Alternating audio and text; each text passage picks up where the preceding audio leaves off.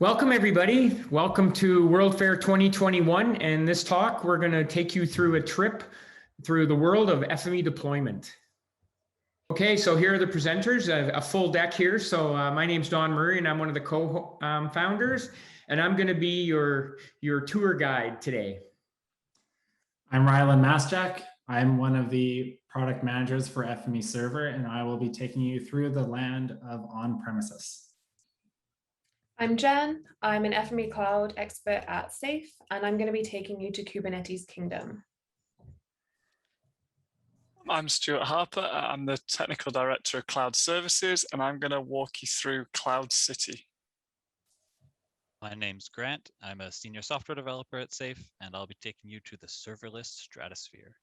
Nice, nice. I'm excited. This is going to be a lot of fun.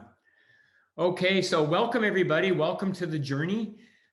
You can see our map there, and we're going to go through all those different places. We're going to start off on the land of on-premises Oasis. So that's, and we're going to tour this land in the order that FME adopted each of those different deployments or was ported to those different deployments. Definitely you are open to adopt any or one of those or all of them in any order that you want, as you can tell by the train track there. It's supposed to be a roller coaster, but anyway, you get the idea. We're on tracks, and we're going to have a lot of fun as we explore the world of FME deployment.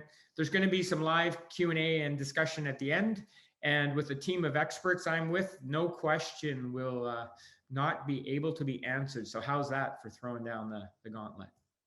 So first of all, all aboard everybody. So get in, buckle up, and we're about to head off to the land of on-premises Oasis.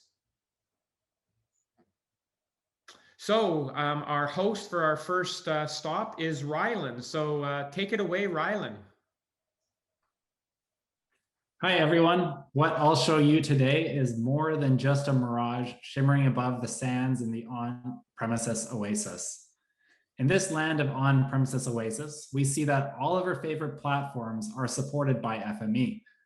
Whether you want to look through Windows, find your way through macOS or Linux, or even ship it yourself on Docker containers, the FME platform is capable of serving you. Although macOS only supports FME desktop, you can leverage Docker to install FME server locally. Now, once you have selected the stage to set up the FME platform on, you have two main options for how to deploy FME server. Firstly, we have our simple express install. It's our fastest roller coaster. That will get you up and running in minimal time and with minimal configuration. Or you can opt for a manual installation that allows you to leverage your network of machines to offer the FME platform for your customers and your employees in a distributed or fault-tolerant deployment. Regardless of the size of your organization or what industry or industries you focus on, you have choices. These factors do not necessarily need to dictate what deployment type you move forward with. The common theme we observe is that on-premises deployments are perfect for when you can really feel the pull of data gravity. If all or the majority of your data and systems reside on premises, then it might be the best fit to deploy the FME platform in the same manner.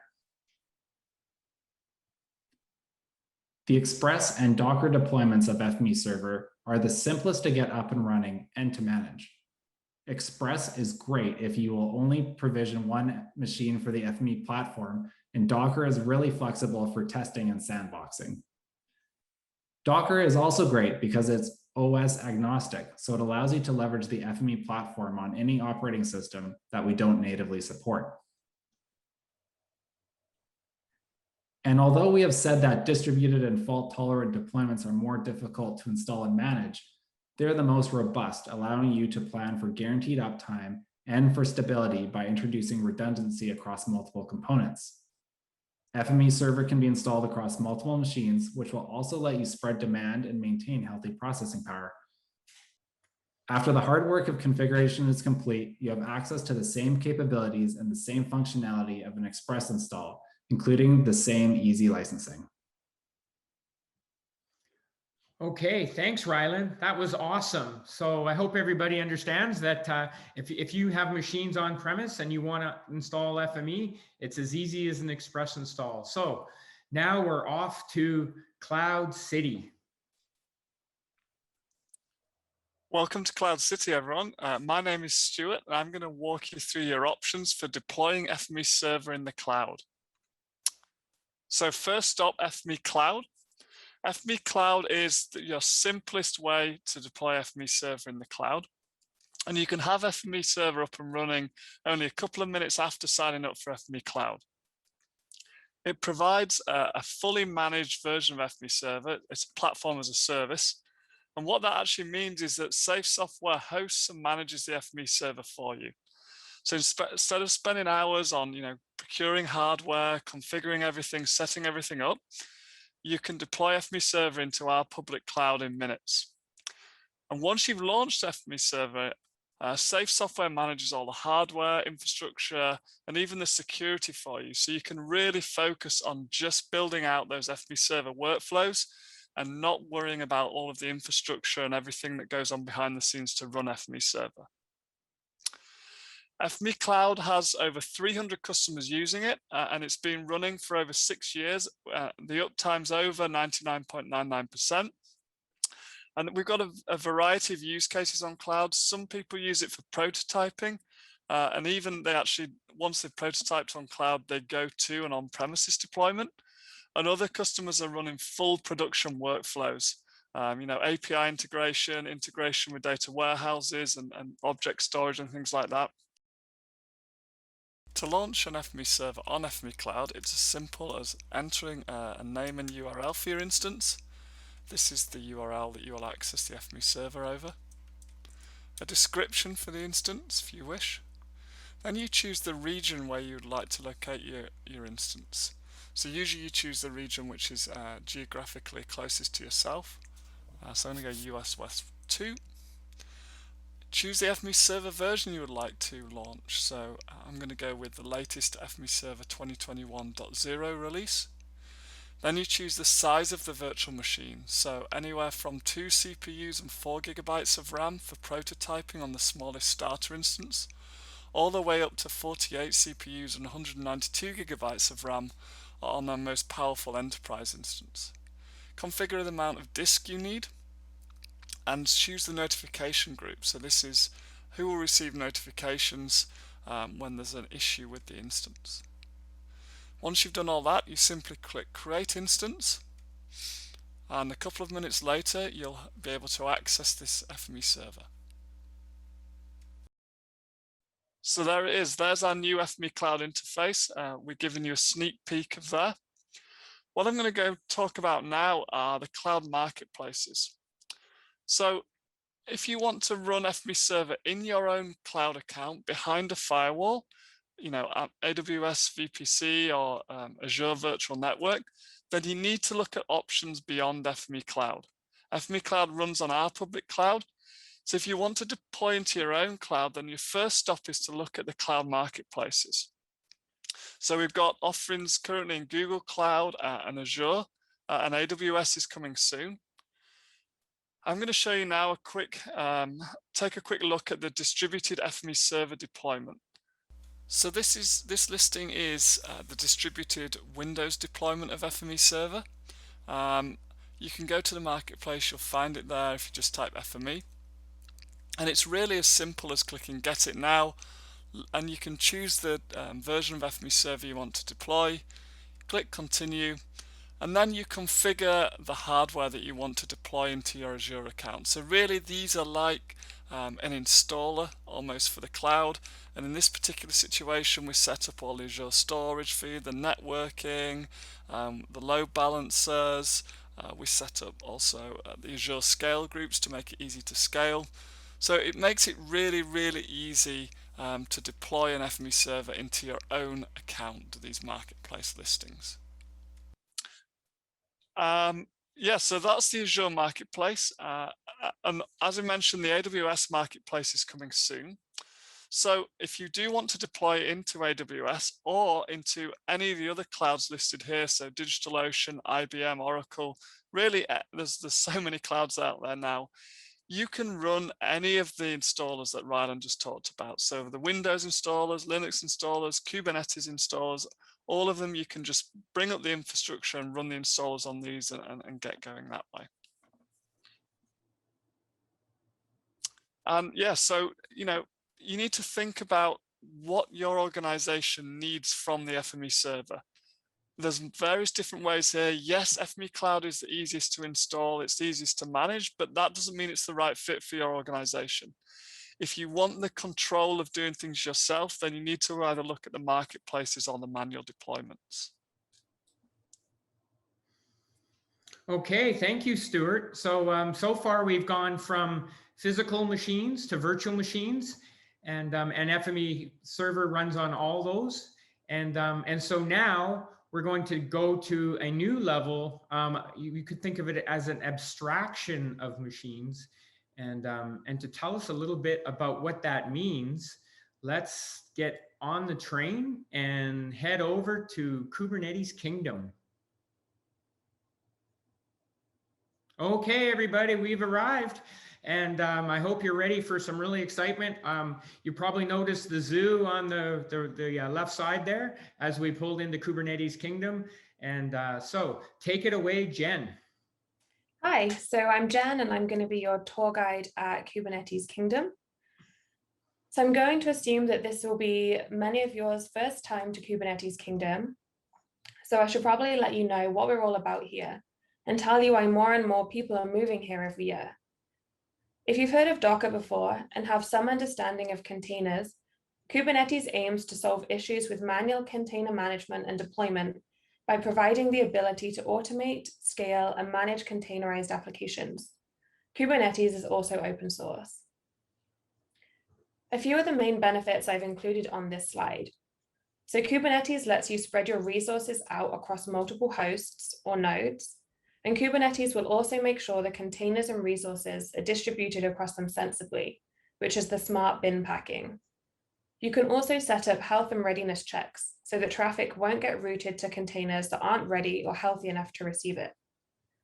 If you want to install FME server on Kubernetes, you can use Helm to do so, and we'll touch on that in a couple of slides. So this is a diagram of what an FME server on Kubernetes deployment could look like. The diagram shows FME server services running in containers that exist within pods. With a Kubernetes deployment, less time is spent managing nodes or infrastructure, and more time is spent managing your pods. Kubernetes is supported by many platforms and services. We have tested and documented setting it up on Google Cloud, Azure, and AWS, and we know of several customers who are using OpenShift. So FME Server uses Helm to make this deployment easier. Helm is a package manager which helps you define, install, upgrade, and manage Kubernetes applications. You define your application with a Helm chart, which is a collection of files that defines a set of Kubernetes resources. Our Helm chart is available on GitHub. You can control the deployment by using a values file, which you can see in the video. This is where you set up and configure your FME server deployment, such as the backend database you want to connect to, or how many and what type of engines you want. Some of the main settings that you may want to change are highlighted in the video. This makes it really easy to manage your installation. Your configuration is all stored in one values file, which makes it quick and easy to repeat. YAML is an easily readable format, which is useful if you need to share your deployment. You can also roll back to previous deployments if you make a change that doesn't work out. So let's see that in action. So now we're going to take a look at Kubernetes in action. On the left-hand side of my screen, you'll recognize the FME server web UI, and I'm on the engine management page so that we can see the changes to the engines reflected in the FME server web UI. On the right-hand side, I have Visual Studio Code open, and on the top half of that window is the values.yaml file, which is all of the values that we're passing into the FME server Helm chart to control our FME server deployment. On the bottom side of that window, we have two terminal windows, which we're going to use to interact with Helm and Kubernetes. To start with, my FME server deployment just has one standard engine and one dynamic engine, which you can see on the right-hand side here in the values file. We have one engine specified for both standard engines and dynamic engines. And you can see that in the web UI for FME server, one dynamic, one standard. We can also see that in Kubernetes. If we get a list of all of the pods that we have running, you can see here the one dynamic engine and the one standard engine. So what we're going to do now is increase the number of engines that we have in this FME server deployment. So to do that, I'm going to edit the values file and increase that for both of the standard engine and the dynamic engine to 2. I can save that file and then run the helm upgrade command to apply those changes to my deployment. You'll see on the left-hand side, because I added the watch flag to my pods, as those new containers get created, you'll see that happen in the terminal window. So you can see here the next dynamic engine being created, and then it will announce when it's running. We should also see that reflected in the left-hand side for the FME server web UI, as that engine list refreshes automatically. So you can see now that I now have 4 engines in the FME server web UI, 2 standard and 2 dynamic. The next thing we're going to change is add another queue to FME server. So in Kubernetes, queue management is also done through the values file and the Helm chart. So to add another queue, I'm just going to add that in here and call this one Q2. So all of my standard engines will now belong to the default queue and Q2. Again, I'll save that, run the Helm upgrade command, and we should see those standard engines get recreated because we changed the information about those engines. In the FME server web UI on the left, you may see a few changes to the total number of active engines while Kubernetes is terminating and bringing up new engines. Sometimes you may see the total number of engines increase if Kubernetes brings up the new engines before it terminates the old ones. But after a moment or two, you'll see the FME server engines reflect the desired state. So now we can see as the engine pods are getting terminated, in that terminal window we can see that updating. We can see the number of engines changing in the server web UI. So now that's all done, the old engines have terminated and the new ones are running. We can see the 2 standard engines in here belong to the default and Q2 up here. Now if I wanted to make changes to my deployment, perhaps I was just testing all of these changes and I actually want to go back to the first state I was in when FME server was installed. We can check the history of our FME server Kubernetes deployment by running helm history FME server, because FME server is the name of this deployment. And we can see here the first revision was when FME server was installed, and then we can see the 2 changes that we've made since these upgrades. And you can see that this last one, the third one, is the currently deployed option.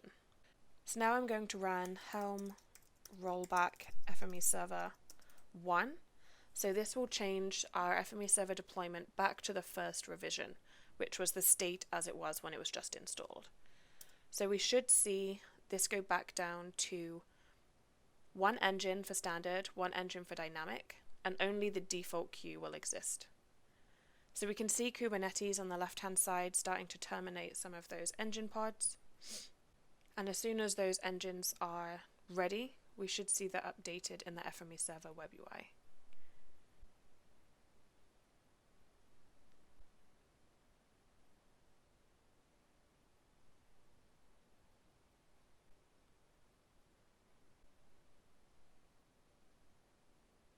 So now we're back to the first deployment state of FME server. And if we run the helm history command again, we should see a 4th revision and that was a rollback to the first one.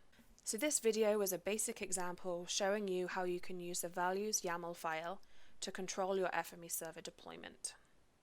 Okay, wow. So thanks, Jen. That was fantastic. So again, we started with physical, then we went to virtual, and now Jen just told us about some technology that abstracts it all away. So really, we don't know what hardware we're running on. Is it virtual? Is it physical? How many machines? Who knows? And that's really the point of Kubernetes. And so now where are we off to next? Well, wouldn't it be great if we had no machines? And so all aboard, everybody, and let's get on and let's see where we're off to next. Okay, so remember to keep calm. This is really exciting. And we now have arrived at the serverless stratosphere. And with that, Grant, can you take it away? Yeah, thanks, Don. My name's Grant, and welcome to the serverless stratosphere. This is a relatively new land, but it's definitely an exciting one. So what does serverless mean? It means we're deploying our app without worrying about the underlying infrastructure that the app's going to be running on. That part's handled by the cloud provider. This provides a few benefits, as you don't have to worry about managing your nodes that your app is running on in terms of updates or scaling them. You also don't have to worry about, for example, an FME engine using too much memory or too much CPU and impacting other applications that might be running on the same node as it. And it can also provide some cost savings if your nodes are generally underutilized, as you only have to pay for specific capacity that each container needs. So what does FME server look like when we deploy serverless? Well, the serverless offerings are container-based. So for FME server, that means we're going to be deploying using Kubernetes. We can use the same Kubernetes Helm chart that we just learned about in the Kubernetes kingdom to also deploy serverless. So this diagram here is an example of FME server running in AWS using Amazon EKS, which is the AWS managed Kubernetes service, and it's using Fargate, which is AWS's serverless offering. So in EKS, all you have to do is define what's called a Fargate profile, which just tells AWS which containers it should run as serverless. And once that's configured, then you deploy FME server in the same way as you would deploy on native Kubernetes using the Helm chart. You can also decide which containers will run on Fargate and which run on traditional nodes, so you can kind of mix and match. For example, you could have all the containers for FME server running serverless, or you could have your engines running serverless and your core containers running on traditional nodes, or you could even have a set of standard engines running in nodes and your dynamic engines running on Fargate. And speaking of dynamic engines, the ease of scalability when you're running serverless is a great use case for dynamic engines. So that's a lot about AWS Fargate and an example there. And that's because AWS Fargate is the most mature of the offerings, but what about other cloud providers? Well, Microsoft Azure has something called virtual nodes for their managed Kubernetes service.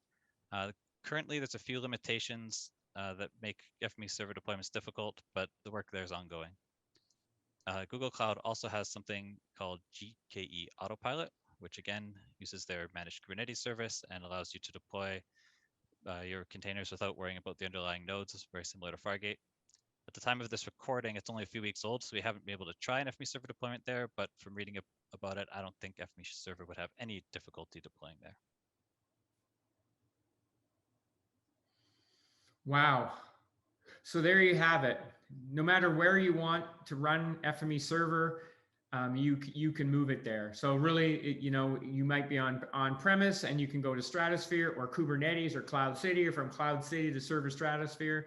You can be anywhere you want to be. And that's really the whole idea behind the whole FME platform, is we want to be platform agnostic. We know that the best place to have FME depends on many things. One of them is, where is your data? Or you might be talking to a web application, and where is that web application running? Some web applications are running on AWS, some are running on Azure, some are running on Google. And again, if you know where those are and you move the FME closer to the data, you're going to get better performance. And so the great thing is that you can move your FME wherever you need it to be. And of course, you can have multiple FMEs, some on-prem, some in the cloud, some in serverless stratosphere. So really, whatever you can imagine, you can have. And you'll also notice that there's some future expansion. So, we'll talk a little bit about that in a minute. So really any platform, any cloud, any future, the FME platform is going to be there. And so we continue to work on this. So if there's anywhere you want to run FME, please let us know. And the team at SAFE is always excited to push the reach of the FME platform. So yeah, so one of the key things that was highlighted in and is important for platforms like Kubernetes, the marketplace as well, because the Azure marketplace, you can bring up multiple machines in the distributed deployment, and in serverless is this whole idea of being able to vary the number of dynamic engines, scale up, scale down to meet the work at the time. And dynamic engines are perfect for that, because for those you just pay for CPU, you don't pay for engines. And so we're seeing a great shift for users when they start looking at these scalable platforms to move to dynamic engines. So be sure to look out for that. So here we have an FME server deployed in Kubernetes. It only has 2 standard engines right now, but we want to scale this thing up. So if we open up the values file, this is how we define in Kubernetes how we deploy this FME server. We have 2 groups of engines here. This is our 2 standards, and here we have our dynamic one. It's currently scaled to 0. We're going to scale this up to 1,000. Save that. Open our terminal window. We'll do an upgrade, which will apply the changes to the YAML file to the deployment. So this will tell that group of engines to scale from 0 to 1,000.